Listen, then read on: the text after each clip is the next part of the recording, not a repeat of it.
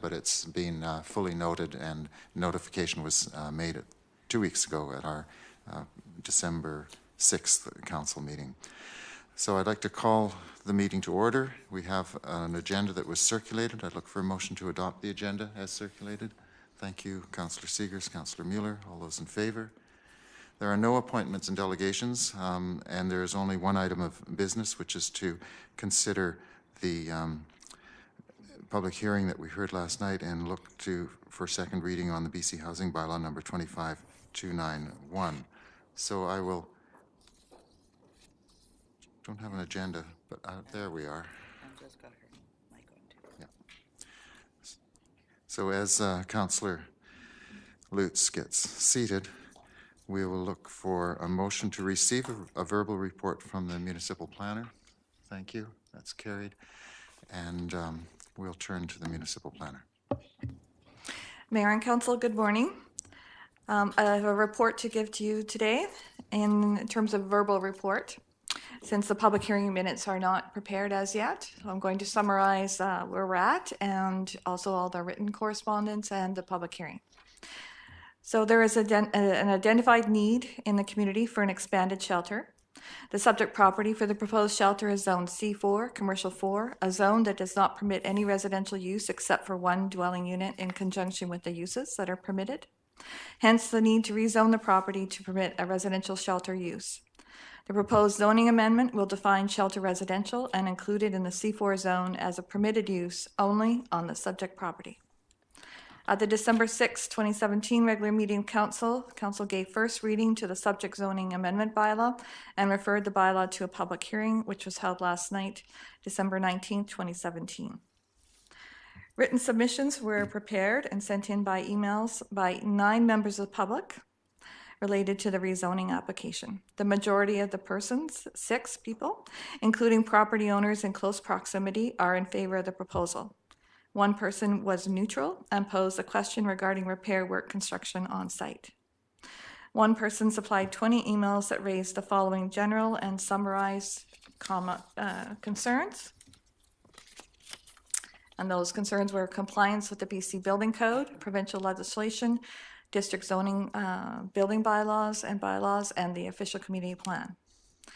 The proposed site needs to comply with accessibility requirements. Request for a second public information meeting so that BC Housing can answer questions.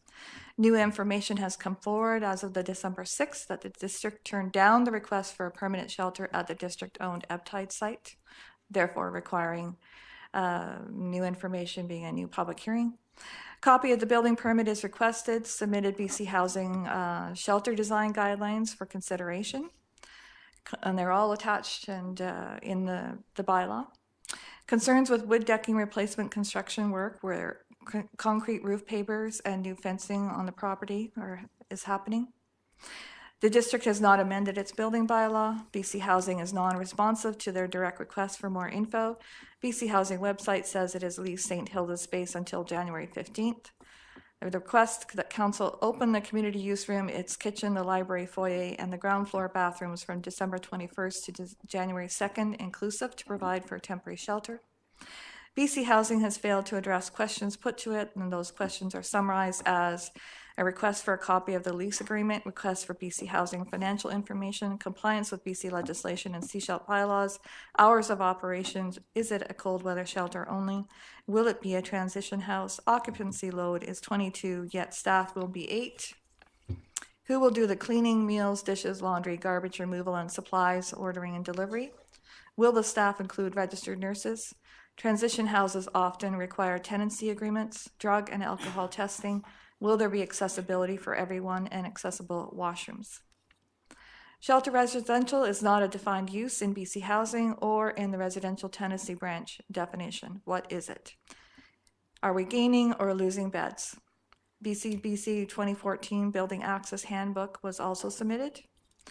If adopted, this would permit a shelter on the subject property but nowhere else, the request to be allowed elsewhere. We need a definition of temporary. Does the bylaw benefit a business by only allowing the use on the subject property? Criticism of BC Housing, it has failed to prepare by not leasing additional shelter space as required in other churches or other facilities. and the finances. Names the registered owners of the property and the statutory rights-of-way. Application requires response form from the Sunshine Coast Regional District and BC Hydro. Application requires additional referral process for a new use of shelter residential. Mayor and Councillor Inkster should recuse themselves as the SCRD has an interest in the land, statutory right-of-way.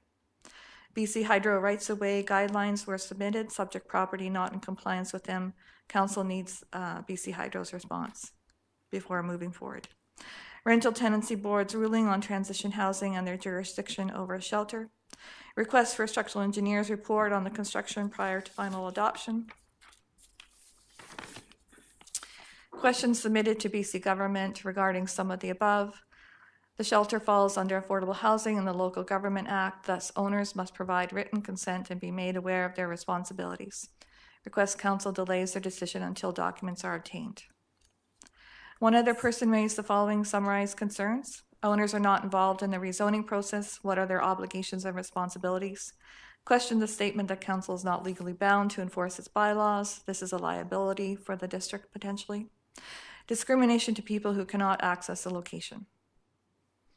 So staff's comments and response to some of the concerns raised are enforcements of bylaws in compliance with building codes and the building bylaw, including accessibility requirements, are outside of the scope of the zoning bylaw.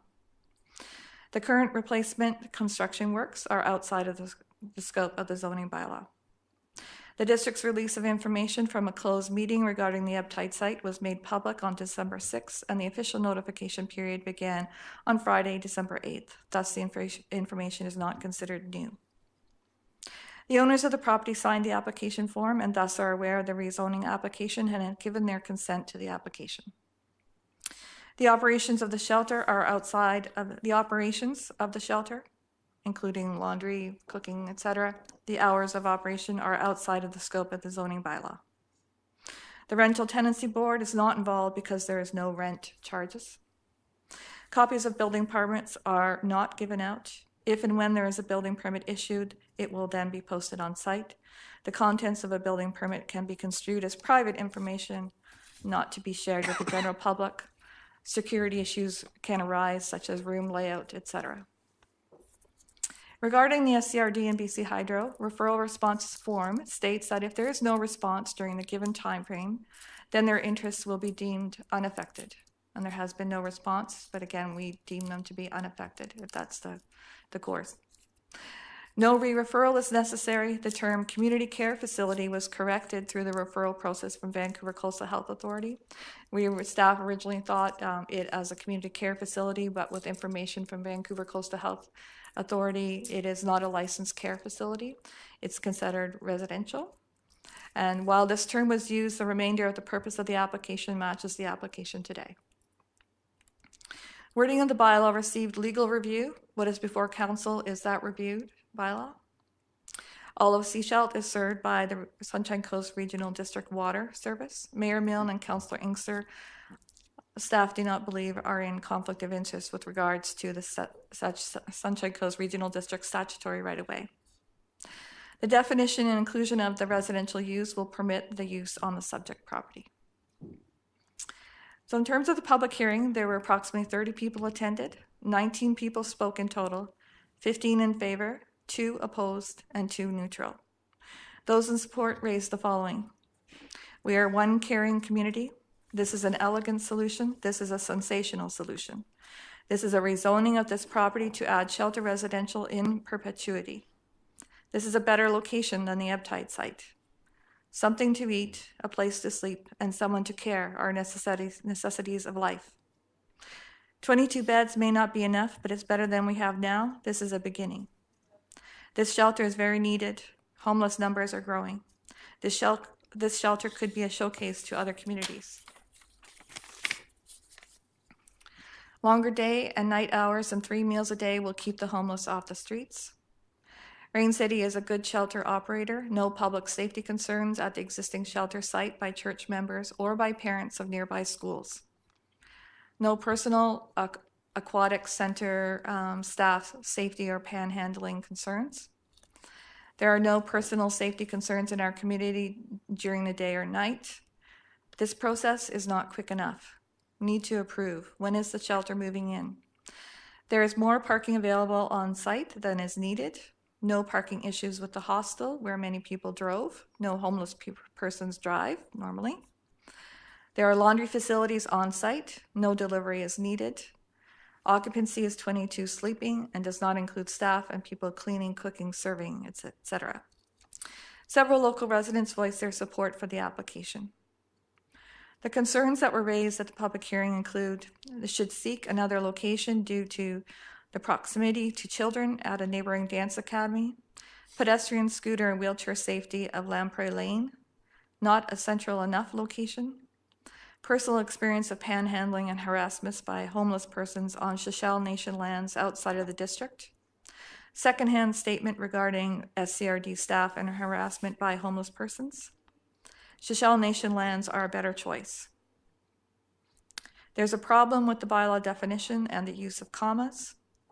Only on this property and not elsewhere means losing future bed spots elsewhere. Will St. Hilda's be forced to close immediately due to this bylaw adoption? New location will not produce new beds. Staff take up 8 of the occupancy. There are restrictive statutory rights of way over the property. There will be increased traffic and parking concerns on site with deliveries, etc.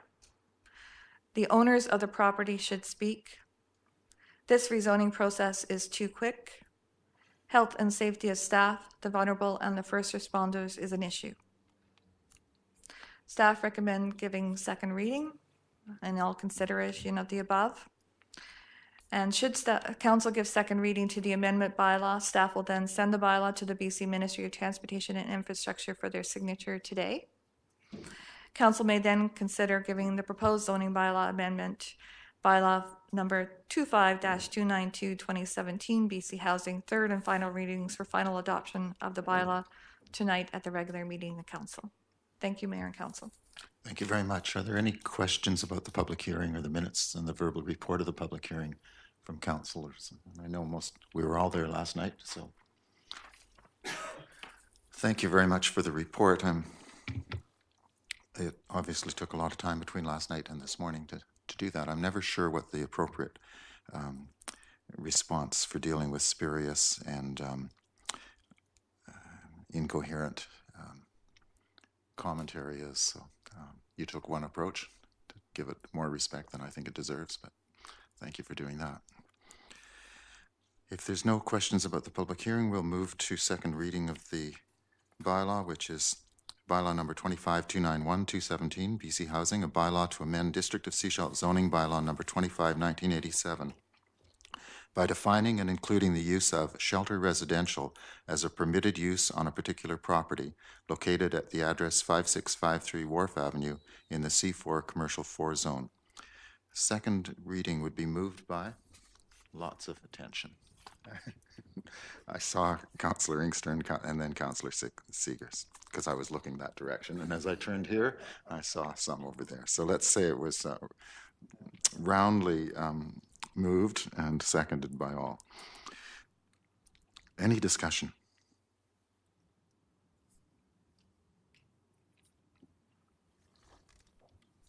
Councillor Mueller. We got to give something to Sean Eckford here for his report. So let's find a. I was going to do that when I opposed it. Oh yeah. So I think we've heard from the community pretty loud and clear that this is a site that's acceptable to them for the use that's being proposed. We have identified need to deal with the homeless situation in Sechelt, and to paraphrase what we heard last night, this is an elegant solution. It's one of the more elegant ones we've seen to a difficult problem, so I'll be in support of it. Thank you. Any other report? Looking, one more, Councillor Inkster. Yeah, I don't know how much more we'll be speaking to this tonight, but just to, as you referenced last night, to give some substantive discussion at second. Last night I was just listening very closely to see why we would not do this. I did not hear that, and I'll just paraphrase somebody that spoke last night. This is the best possible solution for now. So that's why introduced it to be seconded, and that's why I'm supporting it. Thank you. Any other comments before we move forward? And this is the time to comment, and the press did. Tonight will probably be third reading, will be quicker. Okay, I would just say, we do want to note that there was one or two people in proximity that do have some concerns, and those concerns need to be followed up with, and make sure that Rain City and take that into account. Most of the people had very general comments. They weren't really thinking about the zoning or the land, just get it going. So we want to respect those who do live close by and still have some concerns. If there's no further discussion, I'll look for the question or the vote. All those in favor of second reading? And are any opposed? That's carried unanimously. Thank you very much for that. It was, I think the mood of the public hearing last night compared to the mood and tone of the very first public information meeting tells you everything that we needed to know. This, in fact, is supported by the community, and it, as many of us recognized when the land came available, it makes sense in a way that the other one, even though it's less than a kilometer away, just does not make sense. So I think what it did confirm to me last night is we made the right decision on ebb tide, and we're about to make the right decision on this as well. There is no new business. There's no business items. We will leave reports from councillors until this evening. So I'll look for a motion to adjourn. Thank you. All those in favor? Meeting adjourned. 17 minutes after. Thank you very much. Any questions from those